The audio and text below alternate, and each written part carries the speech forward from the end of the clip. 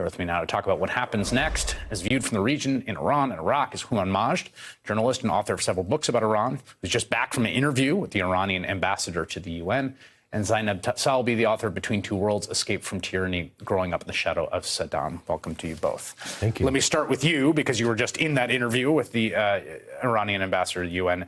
What is the official posture of the Iranian government right now? I think the official posture is that Iran will retaliate, and this is an act of war. As an act of war, Iran reserves the right to retaliate at a time of their own choosing. So that's the official posture. There will be retaliation, he wouldn't get into, what kind of retaliation, or where, or how, but there's no question there will be retaliation of probably a military sort. Well, that's the question. I mean, there's a real sort of, there's discussions now about how their perspective on this from a sort of game theory perspective is, in that these are also rational actors with a bunch of calculations to make. And also, I think fair to say, do not want an escalatory cycle that spins out of control. Is that fair to say? I would say that's very fair to say, yes. And so there's some thinking there about what that would mean. Correct. In response. Correct. I mean, but it's, when I say a military response, the Iranians look at this as, you took out one of our top military officials. We reserve the right to react violently to that action. Yeah. When I say violently, rather than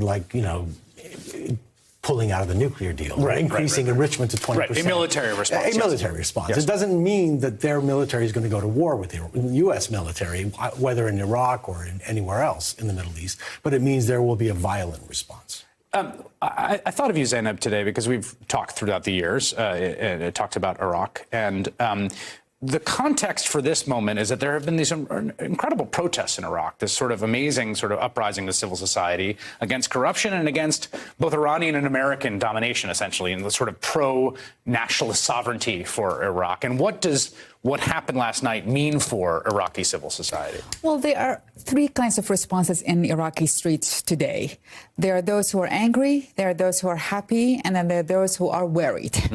Those who are angry are backed by Iranian militias or supported by Iranian government, militias in Iraq. They are very strong, helped liberate Iraq from ISIS, so they are strong and they're a good chunk of Iraqis.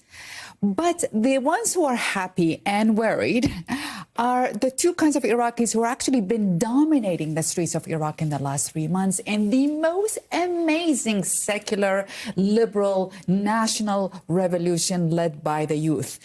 People were courageously going out in the streets saying no more Sunni and Shia, no more Christian and Muslims. We are one country, calling out all the corruption of religious leaders and government officials, saying we want a new election law. We do not want any sectarian government, basically. We want a secular leader.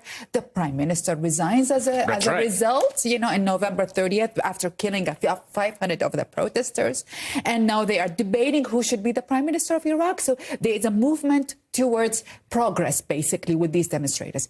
Those demonstrators are right now divided, basically. Those who are worried are saying, we do not want a proxy war happening between Iraq and Iran on our land. In Iraqi soil. We are exhausted. It's angering, to be honest. I mean, Chris, hundreds of thousands of Iraqis have died, in the last, since the U.S. invasion. And so we do not want any more wars, for God's sake. And then there are those who are saying, if the U.S. is going to intervene, come, but intervene fully. Come and occupy us, basically, and take over and help us get rid of the, Iranian-backed militias and all of that. Right. The point is, there's so many points in here that there is a movement, a secular civil movement in Iraq that we don't know its status right now. So the government may say, we have a war in hands. Enough of this. Enough of that. Yeah. Go back home. So that's a very likely chance in here.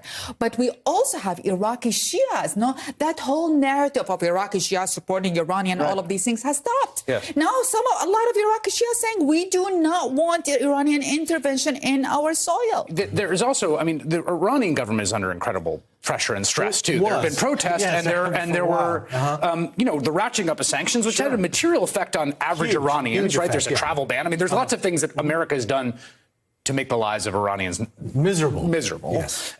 They say it's for this higher purpose, but that's been the effect. Maximum pressure on Iran. What does that mean in terms of their calculation of what to do next? Well, I mean, I think that a calculation is going to be based on what the Iranian government feels the people of Iran care about. And right now, it seems that at least the majority of the people of Iran want some form of revenge. Do you think that's true? I think that's true, yes. I'm not saying all Iranians do, Right. but I'm saying... there's some rally around the flag. Yes, there's always going to be a rally around the flag. I mean, imagine, if you will, if a foreign government assassinated somebody that we don't like, that as a Democrat we don't like. Right. You would still say that's not okay. Correct, yes. I do not want Yes. John Bolton killed by a foreign government. Correct, yes. And I think in Iran there's a little bit of sense of that. Our top general who prevented ISIS from coming to Iran and prevented ISIS from getting past Iraq and actually helped defeat, has been assassinated by the U.S. government, quite proudly by the U.S. government.